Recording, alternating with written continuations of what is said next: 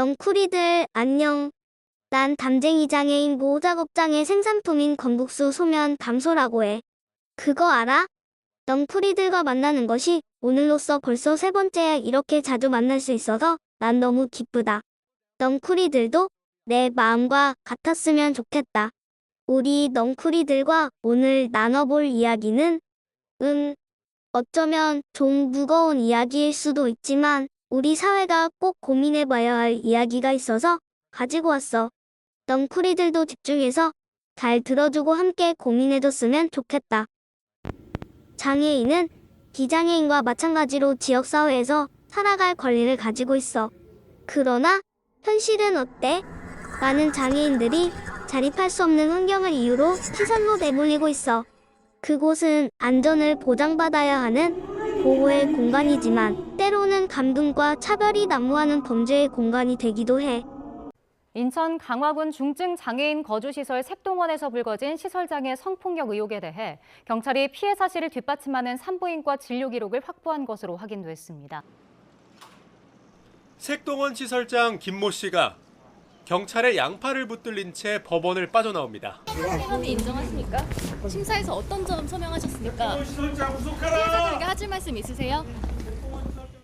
성폭행 피해 소견이 담긴 진단서가 포함된 걸로 알려졌는데 여기엔 신체적 손상 등 여성 장애인 입소자의 성폭행 피해 진술을 뒷받침하는 정황이 담긴 걸로 전해졌습니다. 도구를 이용해 입소자를 때리는 장면이 촬영된 걸로 파악됐습니다. 영상에 나오는 뉴스는 아마 넝쿨이들도 언론을 통해서 봤을 거란 생각이 들어. 이처럼 최근 벌어진 색동원 사건은 우리 사회의 민낯을 드러낸 것이라고 생각해. 장애인이 어떤 것보다도 안전을 보장받아야 할 공간에서 오히려 성추행과 폭행에 노출되어 범죄의 피해자가 된 현실로 지내왔다는 것은 우리 사회의 구조적 문제라고 생각해. 사랑 찾아 인생을 찾아 프랑스에 갔어요.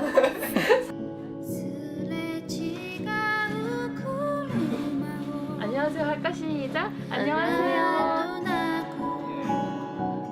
제 동생은 중증 발달 장애를 어릴 때부터 가지고 있었고 이제 그 이유 때문에 14살 때부터 18년 동안 이제 시골의 산 꼭대기에 있는 장애인 거주 시설에서 살았어요.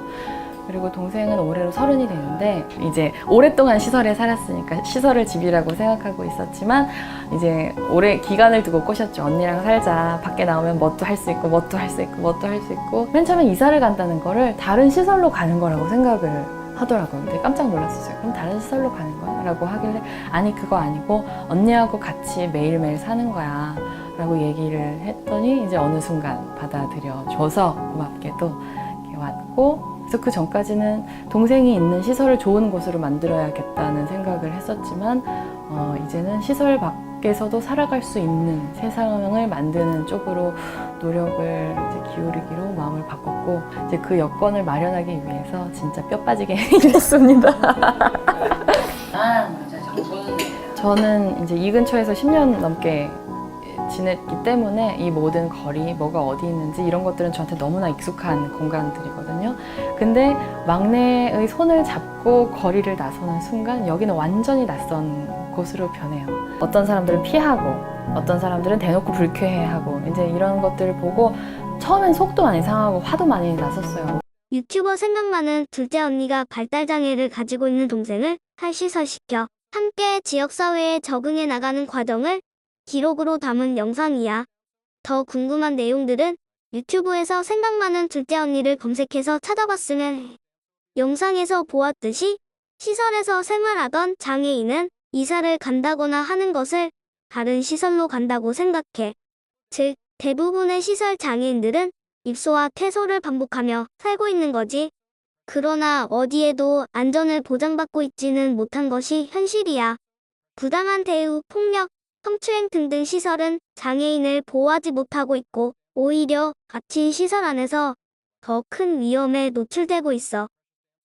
이러한 사회 구조적 문제와 더불어 시설 장애인들의 자립 욕구를 보았을 때 우리 넝쿨이들의 생각은 어때? 나는 시설 장애인들이 갇혀있는 시설에서 나와 지역사회에서 적응하며 살아가는 것이 더 안전하고 주도적인 삶을 살 수 있을 것이라고 생각되고 문제를 해결하는 방법은 탈시설이라고 생각되는데 넝쿨이들의 의견도 궁금하다. 하지만 나도 걱정되는 부분이 없는 것은 아니야. 지역사회 속에서 자립할 수 있는 제도가 함께 마련되어야 할 것 같아. 시설 장애인들이 탈시설하여 지역사회에서 함께 살아갈 권리를 보장하는 제도가 만들어져야 할 것 같다는 생각이 들어.